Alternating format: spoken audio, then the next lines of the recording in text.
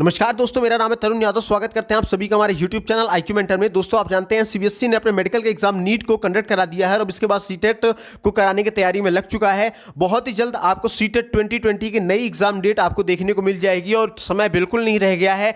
Final time आ चुका है CTET की तैयारी को और इसी को ध्यान में रखते हुए हम आप लोगों के लिए सीटेट सुपर 30 सेशन लेकर के आए हैं, जिसमें हम आपको 30 इंपॉर्टेंट क्वेश्चन कराया करते हैं और ये वो 30 इंपॉर्टेंट क्वेश्चन होते हैं जिनके आपके परीक्षा में आने की पॉसिबिलिटी सबसे ज्यादा हुआ करती है। और आज के इस सेशन में हमने उठाया फैक्चुअल और कॉन्सेप्ट पे आधारित प्रश्नों को उठाया और बारी है आज सेशन नंबर 11 की। तो बिना टाइम वेस्ट किए शुरुआत करेंगे आज के सेशन की। तुम्हारा पहला क्वेश्चन आज कहता है, शिक्षा के संदर्भ में समाजीकरण से तात्पर्य है। दोस्तों, ये डायरेक्ट बनता हुआ क्वेश्चन है, ध्यान रखिएगा। शिक्षा के संदर्भ में समाजीकरण का तात्पर्य है। तो मैंने आपको याद करिए, मैंने आपको पढ़ाया है कि समाजीकरण का मतलब होता है जो सामाजिक वातावरण है, जो आपका सोशल इन्वायरमेंट है, सोशल इन्वायरमेंट में अनुकूलन और समायोजन को ही हम लोग क्या बोलते हैं, समाजीकरण बोला करते हैं। मतलब सामाजिक वातावरण में अनुकूलन और समायोजन ही क्या कहलाएगा, समाजीकरण कहलाएगा। क्योंकि दोस्तों, समाजीकरण जो होता है ये एक ऐसी प्रक्रिया हुआ करती है जिसके अंतर्गत कोई बालक सामाजिक प्रत्याशाओं और मापदंडों के अनुसार व्यवहार करना सीखता है। इसलिए हम इसे शिक्षा के संदर्भ में कह सकते हैं कि समाजीकरण से तात्पर्य सामाजिक वातावरण में अनुकूलन और समायोजन से है। मतलब कि आपका ऑप्शन नंबर जो फर्स्ट हो जाएगा दोस्तों, वो सही हो जाएगा। देन हमारा नेक्स्ट क्वेश्चन कहता है, निम्न में से एक प्राथमिक स्तर के शिक्षक के लिए सबसे महत्वपूर्ण गुण कौन सा है। ठीक है, चार ऑप्शन दिया गया दोस्तों, चारों ऑप्शन को हमें इसके लिए पढ़ना पड़ेगा। कहता है पहला ऑप्शन कि शिक्षण विधियों की सक्षमता और विषय का ज्ञान। दूसरा कहता है उच्च मानक भाषा में पढ़ाने की क्षमता। तीसरा पढ़ाने की उत्सुकता। चौथा है धैर्य और लगन। तो इसका जो सही आंसर हो जाएगा दोस्तों, वो हो जाएगा धैर्य और लगन। क्योंकि प्राथमिक स्तर पर शिक्षा के लिए सबसे महत्वपूर्ण गुण उसका धैर्य और लगन ही होता है। क्योंकि प्राथमिक स्तर पर दोस्तों होते हैं छोटे छोटे बच्चे, और जो छोटे बच्चे होते हैं वो एक तरीके से शोर बहुत ज़्यादा मचाते हैं। उनको एक चीज़ों को बार बार उन्हें समझाना पड़ता है, उनको डेली अभ्यास कराना पड़ता है। तो इसमें क्या होता है कि अक्सर जिन लोगों के पास धैर्य नहीं होता तो वो बहुत जल्दी इसमें गुस्सा हो जाते हैं, उनका टेम्परेचर हाई हो जाता है। तो ऐसा में नहीं करना है। अगर आप प्राथमिक स्तर पर पढ़ा रहे हैं तो उन बालकों के मानसिक स्तर का हमें ध्यान रखना होगा और एक शिक्षक को उसके लिए अपने अंदर धैर्य और लगन लाना बहुत ज़्यादा इंपॉर्टेंट है। इसलिए क्या कहते हैं कि एक प्राथमिक स्तर के शिक्षक के लिए सबसे महत्वपूर्ण गुण उसका धैर्य और लगन हुआ करता है। ऑप्शन नंबर डी जो होगा वो सही जवाब हो जाएगा। देन बढ़ते हैं दोस्तों हमारा नेक्स्ट क्वेश्चन तरफ। नेक्स्ट क्वेश्चन हमारा कहता है कि नर्सरी कक्षा में शुरुआत करने के लिए कौन सी विषय वस्तु सबसे अच्छी है। किसमें? नर्सरी कक्षा में। चार ऑप्शन है दोस्तों, मेरा प्रिय मित्र, मेरा परिवार, मेरा पड़ोस या मेरा विद्यालय। तो दोस्तों, जो छोटे बच्चे होते हैं, छोटे बच्चे क्या होते हैं, उनका जो पहला वातावरण होता है वो उनका परिवार ही हुआ करता है। पहले कुछ जहाँ जो कुछ भी छोटे बच्चे सीखते हैं अपने परिवार से ही सीखते हैं और परिवार से सीखने के बाद फिर वो विद्यालय में आया करते हैं। और बालक क्या है, अभी नर्सरी में है, मतलब कि अभी विद्यालय में एकदम शुरुआती अवस्था में है। तो इसका मतलब वो बालक कहाँ से, परिवार से स्कूल में गए, ट्रांसफर हुए हैं। तो बालकों को जो सबसे अच्छी विषय वस्तु देंगे वो क्या होगा, मेरा परिवार होगा। क्योंकि वह अपने परिवारों के सदस्यों से ज़्यादा घनिष्ठ हुआ करता है बालक। इसलिए जो मेरा परिवार होगा ये नर्सरी की शुरुआत करने के लिए सबसे ज़्यादा उपयुक्त माना जाता है। यानी कि ऑप्शन नंबर जो सी हो जाएगा दोस्तों, वो आपका सही जवाब हो जाएगा। देन ऑप्शन नंबर फोर्थ कहता है, पियाजे के अनुसार संज्ञानात्मक विकास के किस चरण पर बच्चा वस्तु स्थायित्व को प्रदर्शित किया करता है। ठीक है, तो वस्तु स्थायित्व को जो प्रेरित वो प्रदर्शित करता है दोस्तों, ये बालक संवेदी प्रेरक चरण में प्रदर्शित किया करता है। डायरेक्ट बनता हुआ क्वेश्चन है, याद करिए, मैंने आपको पढ़ाया भी था, है ना, जीन पियाजे का संज्ञानात्मक विकास। और नहीं पढ़ा होगा तो वीडियो हमारे प्लेलिस्ट में आपको मिल जाएगी, आप जा करके देख सकते हैं। जो संवेदी प्रेरक चरण के अंतिम दौर में दोस्तों बालक चिंतन प्रारंभ कर देता है और उनमें वस्तुओं के प्रति अनुक्रिया करने का जो गुण होता है वो आ जाया करता है, जो सीधे तौर पर दृष्टिगोचर तो नहीं होता है, लेकिन इस गुण को हम लोग क्या बोलते हैं, वस्तु स्थायित्व का गुण बोला करते हैं। मतलब वस्तु स्थायित्व मतलब एक तरीके से और समझो कि जो बालकों के अंदर लिविंग बीइंग और नॉन लिविंग बीइंग को पहचानने की जो क्षमता होती है उसे वो बालकों के अंदर आ जाती है, उसे बोलते हैं वस्तु स्थायित्व। जब बालकों के अंदर वस्तु स्थायित्व का गुण नहीं होता है तो आपने जैसे देखा होगा, कोई छोटा सा बच्चा है, ठीक है, छोटे से बच्चा अगर अचानक से चलते चलते दीवार में लड़ जाता है और रोने लगता है, तो आप जाते हो क्या करते हो, दीवार में 2 बार 3 बार उससे मारते हो दीवार पे और कहते हो आपने मेरे बेटे को मारा है। तो बच्चा ये देख करके कि दीवार को मार पड़ रही है तो बच्चा खुश हो जाता है और रोना बंद कर दिया करता है। तो क्यों ऐसा रोना बंद कर दे, क्योंकि यहाँ पे बालक को क्या है, वस्तु स्थायित्व का गुण नहीं है। लेकिन जब बालक के अंदर वस्तु स्थायित्व का गुण आ जाता है तो उनमें लिविंग बीइंग और नॉन लिविंग बीइंग दोनों को जानने पहचानने का जो एक होता है चिंतन होता है वो बालकों के मस्तिष्क में प्रारंभ हो जाया करता है। देन हमारा नेक्स्ट क्वेश्चन कहता है दोस्तों, सीखने की प्रक्रिया में शिक्षक की भूमिका होनी चाहिए।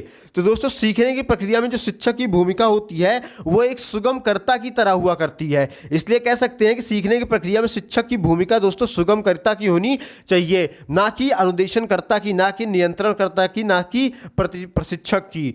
ठीक है दोस्तों, देन बढ़ते हमारे नेक्स्ट क्वेश्चन तरफ। कहता है निम्नलिखित में से कौन सा सूक्ष्म गतिक कौशल का उदाहरण है। सूक्ष्म गतिक कौशल का उदाहरण पूछा जा रहा है, तो दोस्तों सूक्ष्म गतिक कौशल का होता है लिखना। ठीक है, लिखना क्या है दोस्तों, सूक्ष्म गतिक कौशल का उदाहरण है। चढ़ना नहीं है, लड़ना नहीं होगा, दौड़ना नहीं होगा, फुदकना नहीं होगा, बल्कि क्या होगा, जो लिखना है, लिखना आपका सूक्ष्म गतिक कौशल का उदाहरण होता है, यानी कि option number D is the right answer. Then आपका नेक्स्ट क्वेश्चन कहता है एक शिक्षिका अपने बच्चों को कभी भी प्रश्नों के उत्तर नहीं देती। वह अपने विद्यार्थियों को उत्तर देने के लिए समूह चर्चाएं और सहयोगात्मक अधिगम अपनाने के लिए प्रोत्साहित करती है। यह डैश के सिद्धांत पर आधारित उपागम है। किस पे उपागम है, डैश पे आधारित उपागम है। तो दोस्तों ये एक सक्रिय भागीदारी पे सीखने का उपागम इसको बोला करते हैं, क्योंकि जब कोई शिक्षिका क्या करे कि कभी प्रश्नों के क्या करे, अपने आप कभी प्रश्नों के उत्तर ना दे, और बल्कि विद्यार्थियों क्या कहे कि आप लोग एक ग्रुप में बैठ जाओ, क्या करो, एक ग्रुप में बैठ जाओ और एक चर्चा करो, आप लोग एक दूसरे का सहयोग करो और सहयोगात्मक अधिगम के लिए उनको अपनाने के लिए प्रोत्साहित भी किया करती है। तो इस उपागम को दोस्तों सक्रिय भागीदारी के सिद्धांत पर आधारित बोला करते हैं, यानी कि ऑप्शन नंबर बी जो हो जाएगा दोस्तों वो सही जवाब जाएगा। देन हमारा नेक्स्ट क्वेश्चन कहता है कि एक बालक की मानसिक आयु 12 वर्ष है और शारीरिक आयु 10 वर्ष है, तो उसकी बुद्धि लब्धांक क्या होगा, यानी कि बुद्धि लब्धि क्या होगी, यानी कि आईक्यू उसका क्या होगा। तो दोस्तों याद करिए, मैंने आपको बताया था आईक्यू निकालने का कि मानसिक आयु यानी कि मेंटल एज अपॉन है ना फिजिकल एज, यानी शारीरिक एज, जो मेंटल एज अपॉन शारीरिक एज गुणे 100 ये होता है। तो या इसकी मानसिक आयु कितनी है दोस्तों 12 है, और उसकी वास्तविक आयु कितनी है 10 वर्ष है, गुणे क्या कर लो 100 कर लो, ये जीरो से ये जीरो काट लो, 120 को 1 से मल्टीप्लाई कर दो तो 120 ही होगा, यानी कि 120 क्या हो जाएगा, आंसर हो जाएगा, यानी ऑप्शन नंबर 1 जो हो जाएगा दोस्तों वो आपका सही जवाब हो जाता है। यानी कि एक बालक की मानसिक आयु 12 वर्ष है, शारीरिक आयु 12 वर्ष है, तो उसकी बुद्धि लब्धि दोस्तों 120 होगी। देन हमारा क्वेश्चन नंबर नेक्स्ट कहता है दोस्तों कि समेकित शिक्षा इंगित करती है, समेकित शिक्षा इंगित करती है, किसकी तरफ इंगित करती है दोस्तों, तो 4 ऑप्शन है। सभी बच्चों के लिए एक समान शिक्षण विधि, सामान्य बच्चों व भिन्न रूप में से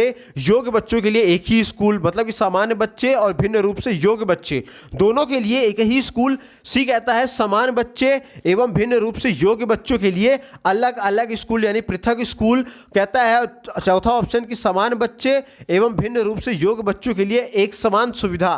तो इसमें जो सही ऑप्शन हो जाएगा दोस्तों वो ऑप्शन नंबर बी हो जाएगा कि समेकित शिक्षा क्या इंगित करती है दोस्तों, तो समेकित शिक्षा इंगित करती है कि जो समान बच्चे हैं और भिन्न रूप से योग्य बच्चे हैं इन सभी के लिए क्या हो, एक ही स्कूल होना चाहिए, यानी कि option number B is the right answer. क्या हो जाएगा राइट आंसर दोस्तों, ऑप्शन नंबर बी आपका राइट आंसर हो जाएगा। देन बढ़ते हैं नेक्स्ट क्वेश्चन तरफ। नेक्स्ट क्वेश्चन कहता है कि एक शिक्षक शिक्षार्थियों में सामाजिक मूल्यों को विकसित कर सकता है। 4 ऑप्शन है दोस्तों, 4 ऑप्शन में हमें सेलेक्ट करना है। कहता है अनुशासन की अनुभूति को विकसित करके, ठीक है, सामाजिक मूल्यों को विकसित कर सकता है, या फिर आदर्श रूप से बर्ताव करके सामाजिक मूल्यों को विकसित कर सकता है, या फिर महान व्यक्तियों के बारे में बोलकर, या फिर उन्हें अच्छी कहानियां सुना करके। तो दोस्तों एक शिक्षक क्या कर सकता है, आदर्श रूप से बर्ताव करके विद्यार्थियों में सामाजिक मूल्यों को विकसित कर सकता है, क्योंकि किसी शिक्षक के चरित्र तथा स्वभाव का प्रभाव दोस्तों प्रत्यक्ष रूप से बालकों पर पड़ा करता है, और यदि वह शिक्षक आदर्श रूप से बर्ताव करेगा तो स्पष्टता कि जो विद्यार्थी है विद्यार्थियों के सामाजिक मूल्यों का भी इसमें विकास होगा। देन हमारा बढ़ते हैं नेक्स्ट क्वेश्चन तरफ। नेक्स्ट क्वेश्चन में कहता है शिक्षार्थियों के बीच अधिगम शैली में अंतर का कारण हो सकता है।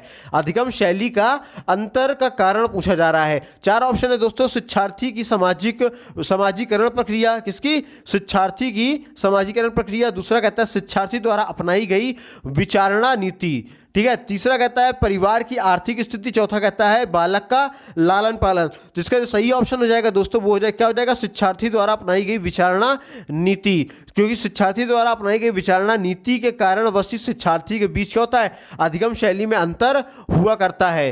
देन बढ़ते हमारे नेक्स्ट क्वेश्चन तरफ। नेक्स्ट क्वेश्चन दोस्तों हमारा क्या कहता है कि कक्षा में एक ही बच्चों में भाषा कौशल का विकास किस क्रम में होना चाहिए। क्या कहता है, कक्षा 1 में बच्चों के भाषा कौशल का विकास किस क्रम में होना चाहिए। तो दोस्तों आप इस चीज को ध्यान रखना इस टर्म को कि बच्चे पहले क्या करते हैं, किसी भी टर्म को सुनते हैं, ठीक है ना, यानी कि लिसन करते हैं। सुनने के बाद जो वो सुनते हैं उसको बोलते हैं, यानी कि स्पीक करते हैं, और जो स्पीक करते हैं उसी को फिर बाद में क्या करते हैं, पढ़ा करते हैं, यानी कि रीड करते हैं, और फिर उसके बाद क्या करते हैं, उसी को टर्म जो रीड करते हैं उसी को क्या करते हैं, राइट किया करते हैं, यानी कि लिखा करते हैं। तो हम कह सकते हैं सीखना, बोलना, पढ़ना और लिखना। तो सीखना, बोलना, पढ़ना और लिखना कहाँ दिया है, पहले देखिए सीखना अरे माफ कीजिएगा, सुनना, माफ कीजिए, सुनना, ठीक है, सुनना, बोलना, पढ़ना और लिखना। तो सीखना मतलब क्या होता है, सुनना ही होता है। तो सुनना क्या है, सुनना देखिए ये रहा एक सुनना। सुनने के बाद क्या करता है वो दोस्तों, वो बोलता है, यानी कि बोल रहा है। उसके बाद फिर वो क्या करेगा, उसको पढ़ेगा, ठीक है। उसके बाद फिर क्या करेगा, उसको लिखेगा यानी राइट करेगा। तो यानी कि ऑप्शन नंबर जो फर्स्ट हो जाएगा दोस्तों, वो आपका सही जवाब हो जाएगा। देन नेक्स्ट क्वेश्चन कहता है दोस्तों, मानव व्यक्तित्व परिणाम है। मानव व्यक्तित्व किसका परिणाम है दोस्तों?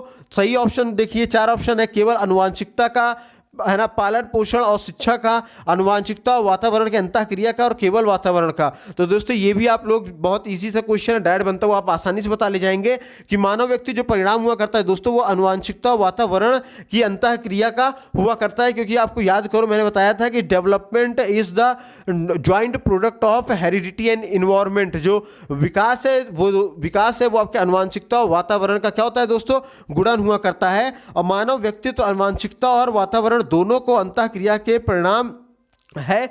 और जहां एक और दोस्तों आनुवांशिकता हमें क्या करती है, विकसित होने की क्षमताएं प्रदान करती है, वहीं दूसरी तरफ क्या करता है, वातावरण इन क्षमताओं को विकसित करने के अवसर को उपलब्ध कराया करती है। इसीलिए हम कह सकते हैं कि आनुवांशिकता वातावरण क्या है, एक दूसरे की अंतःक्रिया हुआ करती है। देन बढ़ते हैं नेक्स्ट क्वेश्चन तरफ। नेक्स्ट क्वेश्चन कहता है, कक्षा 1 और 2 स्तर के बच्चे, 4 ऑप्शन है दोस्तों, कक्षा 1 और 2 स्तर के बच्चे क्या है, अमूर्त अनुभवों से शीघ्र सीखते हैं, मूर्त अनुभवों से शीघ्र सीखते हैं, पढ़कर शीघ्र सीखते हैं, लिखकर शीघ्र सीखते हैं।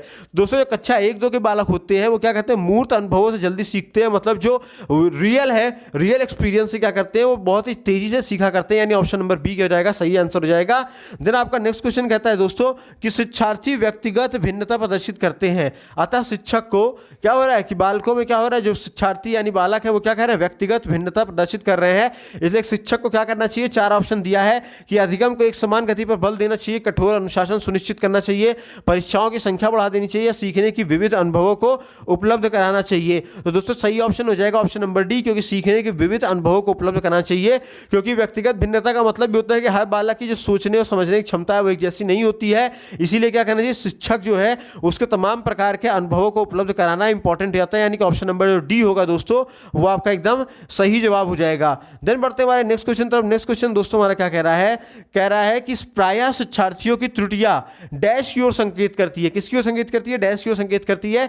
4 ऑप्शन है, हमको सही ऑप्शन पकड़ना है। वे कैसे सीखते हैं, शिक्षार्थियों का सामाजिक आर्थिक स्तर, यांत्रिक अभ्यास की आवश्यकता और सीखने की अनुपस्थिति। तो दोस्तों सही ऑप्शन हो जाएगा, वो जाएगा वे कैसे सीखते हैं। मतलब क्या है, प्रायः शिक्षार्थियों की जो त्रुटियां होती हैं वो क्या करती हैं, वो इस ओर इंकित किया करती है, संकेत किया करती है कि वे कैसे सीखा करते हैं। यानी कि ऑप्शन नंबर जो फर्स्ट होगा दोस्तों वो आपका राइट आंसर हो जाएगा। देन नेक्स्ट क्वेश्चन कहता है, एक बच्चा जो डैश से ग्रस्त है, ठीक है, वो 100 को वॉश पढ़ता है। यानी कि क्या है, उससे पढ़ने संबंधी विकार है। तो दोस्तों जब भी क्या होते हैं, पढ़ने संबंधी विकार हुआ करते हैं तो उसको हम लोग क्या बोलते हैं, डिसलेक्सिया बोला करते हैं। क्या बोलते हैं, डिसलेक्सिया बोला करते हैं। और डिसलेक्सिया पठन संबंधी एक ऐसा विकार हुआ करता है जिससे ग्रस्त बच्चे क्या होता है कि कुछ अक्षरों को, जैसे क्या करेगा, वो डी को बी, मतलब ये डी लिख दिया और इधर बी लिख दिया, तो डी बी में क्या अंतर है इसको समझ में नहीं आता है। इसके अलावा मतलब ये डी बी के जो अंतर नहीं समझ पाता, इसी कारण उससे क्या होता है, वो 100 को वॉश पढ़ता है। क्या पढ़ता है, 100 को क्या पढ़ रहा है, वॉश पढ़ रहा है। न्यूक्लियर को वो अनक्लियर पढ़ा करता है। तो मतलब इस तरीके के जो शब्द होते हैं उसमें अंतर करने में उसको क्या होती है, परेशानी हुआ करती है। अब बढ़ते हैं नेक्स्ट क्वेश्चन तरफ। नेक्स्ट क्वेश्चन कहता है हमारा कि बच्चों के सीखने की प्रक्रिया में प्रगति तब हो सकती है जब हम, 4 ऑप्शन है दोस्तों, उसकी प्रगति को नियमित रूप से जांच करें, ठीक है ना, उस बच्चों की प्रगति को नियमित रूप से जांचने के साथ साथ सुधारात्मक कदम उठाएं, बच्चों को नियमित रूप से गृह कार्य दें, बच्चों के लिए नियमित रूप से गतिविधियां आयोजित की जाए। तो दोस्तों क्या करते हैं, बच्चे के सीखने की प्रगति तब हो सकती है जब हम क्या करें कि बच्चे की जो गलतियां हैं या जो भी चीज़ें हैं उसकी हम लोग जाँच करें, और जाँच करने के बाद क्या हो, जहाँ पर हमको कुछ गड़बड़ दिखे वहां पे हम क्या करें, एक सुधारात्मक कदम को उठाएं ताकि बालकों में क्या हो सके, सुधार आ सके। तो इसके लिए ऑप्शन नंबर जो बी होगा दोस्तों वो आपका सही जवाब हो जाएगा। देन नेक्स्ट क्वेश्चन हमारा कहता है, कोहलबर्ग के अनुसार शिक्षक नैतिक मुद्दों पर आधारित चर्चाओं को समझिएगा, वो कोहलबर्ग के अनुसार शिक्षक बच्चों के नैतिक मूल्यों का विकास कर सकता है। ठीक है, तो कैसे विकास करेगा दोस्तों, नैतिक मुद्दों पर आधारित चर्चा में उन्हें शामिल करके क्या कर सकता है, उनके अंदर जो नैतिक मूल्य है उसका विकास कर सकता है। देन नेक्स्ट क्वेश्चन कहता है दोस्तों कि प्राथमिक स्तर पर बच्चों के लिए संगीत, कहानी कहने, नाटक, कला, शिल्प, खेल आदि जैसी गतिविधियों का संचालन, 4 ऑप्शन है, सप्ताह में 1 बार होना चाहिए, नहीं बिल्कुल नहीं। उसके बाद अलग से संचालित करना चाहिए, नहीं अलग से नहीं करना चाहिए। चौथा कहता है अतिरिक्त समय में कराना चाहिए, नहीं ऐसा भी नहीं है। दूसरा कहता है प्रत्येक विषय के साथ सम्मिलित होनी चाहिए, बिल्कुल ये सही जवाब जाएगा, क्योंकि बच्चे क्या करते हैं ये जो एक्स्ट्रा एक्टिविटीज़ है जैसे संगीत है, कहानी है, नाटक है, कला है, शिल्प है, खेल है, इन सब में बालक क्या करते हैं ज़्यादा रुचि लेते हैं। इसीलिए क्या करना चाहिए, शिक्षक को प्रत्येक विषय में क्या करना चाहिए, उनको ये सम्मिलित करना चाहिए, ताकि बालक क्या हो सके, हर एक विषय में अपनी रुचि पैदा कर सके और हर एक विषय को बेहतर तरीके से वो सीख सके। देन हमारा दोस्तों नेक्स्ट क्वेश्चन कहता है कि किसी भी प्रतियोगिता में लैंगिक भेदभाव नहीं होना चाहिए। क्या नहीं होना चाहिए, लैंगिक भेदभाव नहीं होना चाहिए। बात समझिएगा, ठीक है। इस पे लैंगिक जो भेदभाव है इस पे आधारित है ये, ठीक है ना। राज्य स्तर पर एक एकल गायन प्रतियोगिता के लिए विद्यार्थियों को तैयार करते समय एक विद्यालय लड़कियों को वरीयता देता है। मैंने अभी क्या बताया दोस्तों, ये किस पे आधारित प्रश्न है दोस्तों, अभी याद करो तो मैंने बताया आपको क्या होना चाहिए कि लैंगिक भेदभाव पे आधारित ये प्रश्न है। तो वही कह रहा है कि राज्य स्तर पर एक एकल गायन प्रतियोगिता के लिए विद्यार्थियों को तैयार करते समय एक विद्यालय लड़कियों को वरीयता देता है। तो ये क्या दर्शाता है दोस्तों, तो ये दर्शाता है किसको, लैंगिक पूर्वाग्रह को दर्शाया करता है, ठीक है ना। क्योंकि राज्य स्तर पर जो एकल गायन प्रतियोगिता के लिए विद्यार्थियों को तैयार करते समय दोस्तों लड़कियों की वरीयता दी जा रही है, तो इसे हम लोग क्या बोलेंगे, लैंगिक पूर्वाग्रह बोलेंगे। लड़कियों को अकेले नहीं देनी चाहिए, बल्कि लड़कों को भी, बालकों को भी, सभी को क्या करना चाहिए, एक समान एक जैसे अवसर प्रदान करने चाहिए। देन दोस्तों हमारा नेक्स्ट क्वेश्चन कहता है निम्नलिखित में से कौन सा विकास का सिद्धांत है, ठीक है, कौन सा विकास का सिद्धांत है।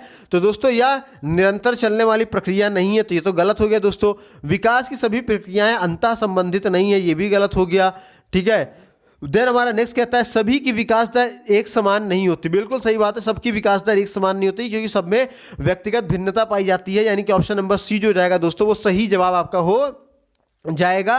देन नेक्स्ट क्वेश्चन कहता है यदि विद्यार्थी पाठ में रुचि ना लेते प्रतीत हो तो शिक्षक को चाहिए कि, मतलब कि अगर बालक क्या कर रहा है, पाठ में रुचि नहीं ले रहा है, तो शिक्षक को क्या चाहिए, शिक्षक को दोस्तों चाहिए कि 4 ऑप्शन के थ्रू है कि पहला कहता है शिक्षण विधि को बदल दे, ठीक है। बस यहीं से ऑप्शन हमारा आंसर ही निकल आया कि क्या करने, जो शिक्षक है वो क्या करे, अपने शिक्षण विधि को बदल दे और ऐसे शिक्षण विधि के हिसाब से पढ़ाएं कि बालक क्या उस पाठ को पढ़ने में रुचि उत्पन्न कर सके। देन हमारा नेक्स्ट क्वेश्चन कहता है व्यवहार का करना पक्ष डैश में आता है। किसका, व्यवहार का करना पक्ष डैश में आया करता है। तो नेक्स्ट क्वेश्चन दोस्त है ना, तो 4 ऑप्शन है दोस्तों। पहला है क्या है, सीखने की गतिक क्षेत्र, सीखने के भावात्मक क्षेत्र, सीखने के मनोवैज्ञानिक क्षेत्र और सीखने के संज्ञानात्मक क्षेत्र। तो इसका जो सही आंसर हो जाएगा दोस्तों वो ऑप्शन नंबर ए हो जाएगा। सीखने के गतिक क्षेत्रों को हम लोग क्या बोलते हैं, व्यवहार करना पक्ष में आया करता है। देन हमारा नेक्स्ट क्वेश्चन दोस्तों क्या कहता है कि बच्चे के विकास के सिद्धांतों को समझना शिक्षक की सहायता करता है। किसको,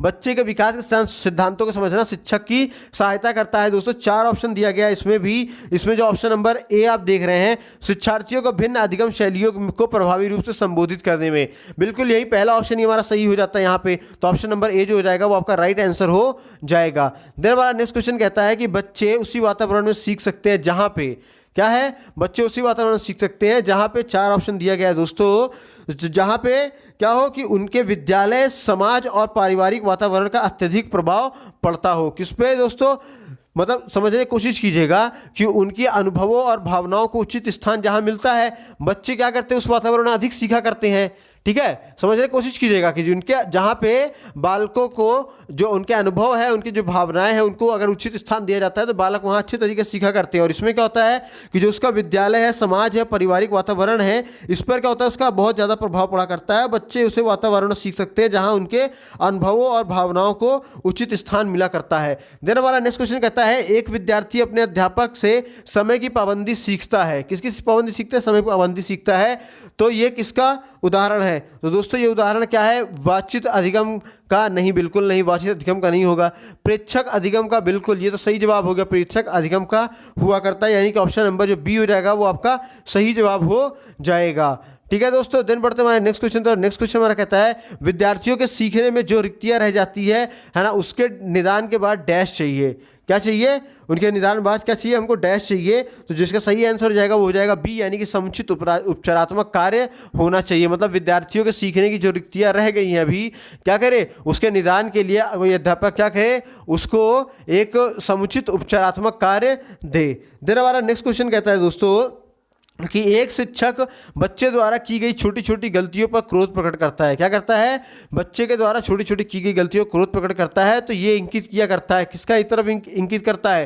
तो 4 ऑप्शन है दोस्तों, जिसमें से ऑप्शन नंबर डी क्या हो जाएगा? आपका सही हो जाएगा, वे संवेदात्मक रूप से संतुलित नहीं है। कैसा है? वो संवेदात्मक रूप से संतुलित नहीं है। देन हमारा नेक्स्ट क्वेश्चन और लास्ट क्वेश्चन कहता है आज के सेशन का कि एनसीएफ 2005 के संबंध में निम्न में से कौन सा कथन सही है? 4 ऑप्शन है दोस्तों। ये भारत की विद्यालय शिक्षा के संबंध में एक संवैधानिक संशोधन है।